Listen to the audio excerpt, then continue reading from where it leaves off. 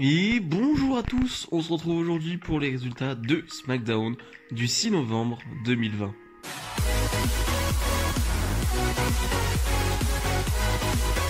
Et on débute directement avec Sasha Banks qui défend son titre pour la première fois face à Bayley dans un rematch de Hell in a Cell. Tout d'abord, j'étais surpris de voir ce match en opener. Je pensais clairement que ça allait être le main event du show. Et ça aurait pu l'être dans le sens où ce match était vraiment super. Vraiment un excellent combat. J'avais pas de doute avant le match parce que les deux sont vraiment en forme. Les deux produisent vraiment du très bon catch. Mais c'est vrai que j'avais hâte parce que à Hell in a Cell, on avait vu un excellent match entre les deux, l'un des matchs féminins de l'année. Oui, je dis ça chaque semaine. Mais c'était avec une stipulation, il y avait cette cage, il y avait ces objets. Et je voulais voir un match entre les deux classique, in-ring, du pur catch, du pur wrestling. Et on l'a eu. Et on l'a eu et ça me fait énormément plaisir de voir une Bayley à ce niveau-là aussi parce que Bayley a eu des moments plus durs sur le ring, des moments où je me suis dit est-ce qu'elle serait pas surcotée ou est-ce qu'elle n'aurait pas baissé de niveau tout simplement et de voir une Sasha Banks qui est extraordinaire. Sasha Banks est à un niveau aujourd'hui vraiment fantastique. Quand elle n'est pas blessée, quand elle est au top de sa forme et qu'on lui donne du temps d'antenne, quand tu lui donnes du temps sur le ring, elle est extraordinaire. Vraiment, elle est fantastique. Elle vend à merveille.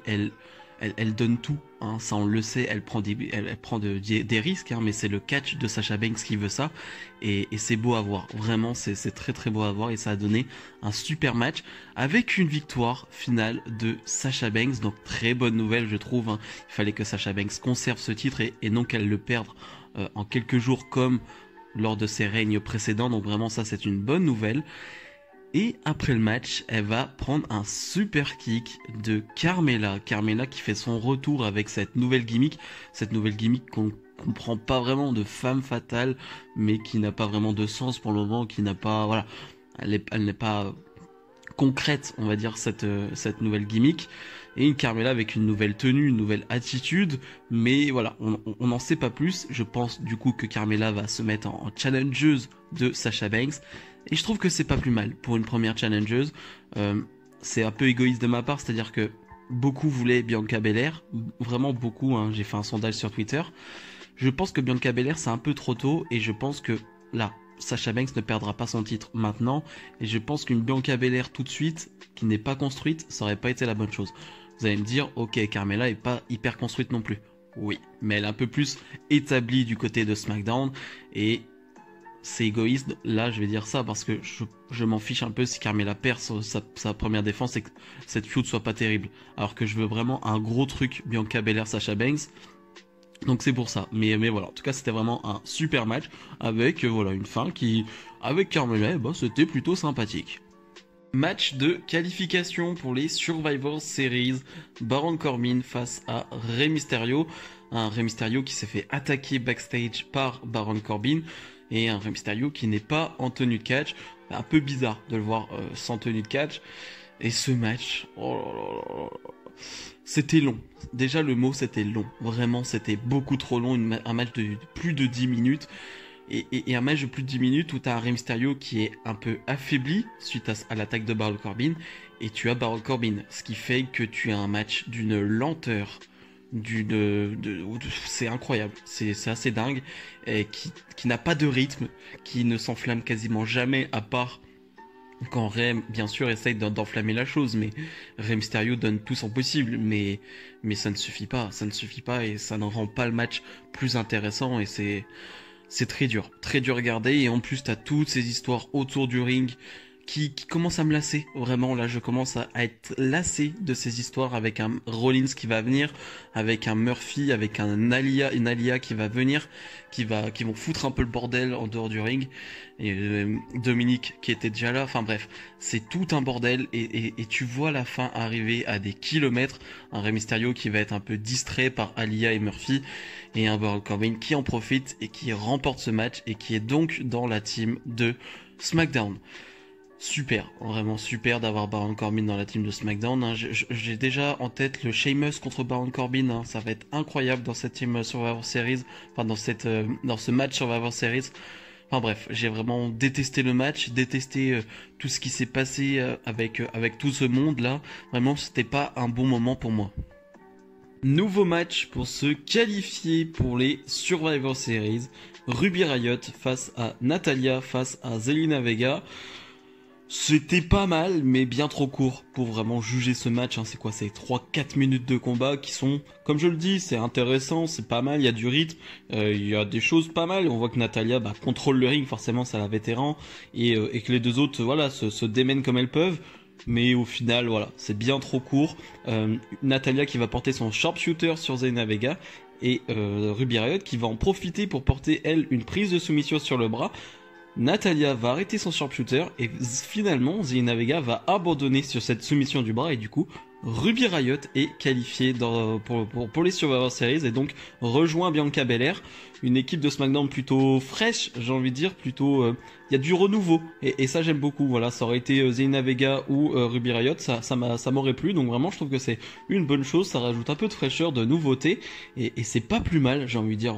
Voilà, pas toujours les mêmes dans les Survivor Series, même si je suppose que Natalya aura une autre chance d'y être, mais voilà, ça rajoute quelque chose de nouveau et ça j'aime bien. Nouveau match de qualification pour les Survivor Series, Otis face à Seth Rollins.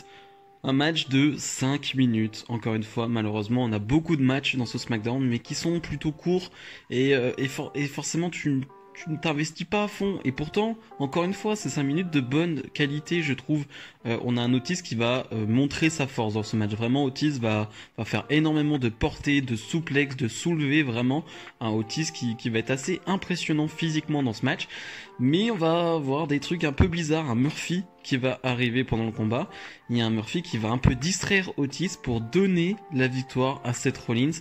En backstage, on va les retrouver, un Rollins qui va être en mode mais j'ai bien vu ce que j'ai vu, j'ai bien vu ce que t'as fait quand même Murphy, et Murphy va dire en pointant Rollins, Messiah, et lui disciple.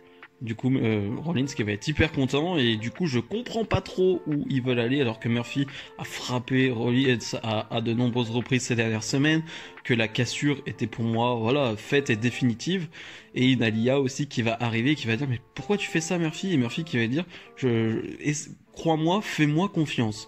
Alors je sais pas où ça veut aller, ça semble être un plan de Murphy, je sais pas, je comprends pas trop, et là aussi ça m'agace toute cette histoire, c'est un peu long, c'est un peu mal fait, trop de retournements de situation, c'est pas linéaire et j'aime pas ça, vraiment là pour le coup je suis complètement en dehors.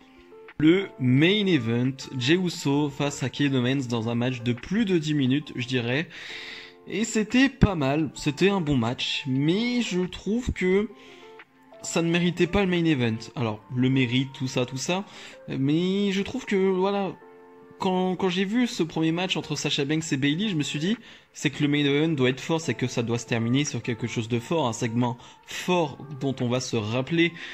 Et bah non, en fait, c'est un match qui est bon, hein, vraiment, c'est un bon match, mais la suite du match, le segment final, bah ce n'est pas marquant, ce n'est pas imprégnant, quoi. Enfin, je veux dire, c'est pas un truc qui te fait lever de ta chaise, alors que le match Sasha Banks Bayley peut clairement te faire lever de ta chaise. Donc je suis un peu déçu que ce soit pas en main event, voilà, parce qu'en plus on aurait pu terminer avec voilà l'intervention de Carmella, ça aurait pu être bien, c'était cool. Je trouve que ça aurait été une bonne fin de show.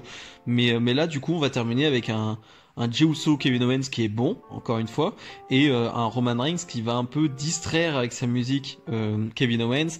Jey Uso qui complètement heal, hein. Là complètement heal, Jey Uso qui va porter un coup dans les parties de Kevin Owens et qui va en profiter pour remporter ce match. Jey Uso qui va poser avec Roman Reigns derrière pour terminer le show. Et c'est vrai que voilà, on a déjà vu cette image la semaine dernière. Est-ce que c'était obligatoire de le remettre en main event? Franchement, je trouve pas. Je trouve pas que c'était nécessaire. Je trouve pas que on en avait besoin. Et du coup, ça me laisse une note de mais. C'est genre ouais, bon, un peu pas balèque parce que c'est intéressant toujours Jey Uso Roman Reigns, mais un peu ouais. Et donc le bilan de ce SmackDown, pas terrible, vraiment. Je retiens le premier match, voilà, le premier match qui est vraiment extraordinaire. Et après il y a rien. Vraiment je trouve que c'est un peu le vide, les matchs sont pas terribles.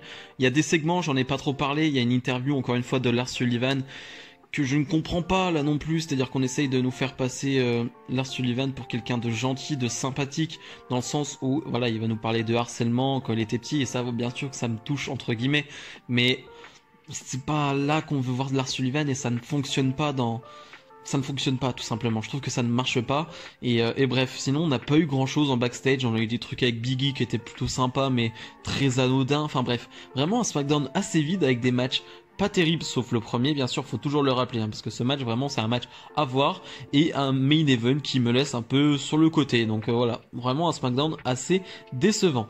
Si vous avez aimé cette vidéo, comme d'habitude, n'hésitez pas à mettre le petit pouce bleu et à vous abonner. Nous, on se retrouve dès mardi pour la review d'Euro. Salut, salut!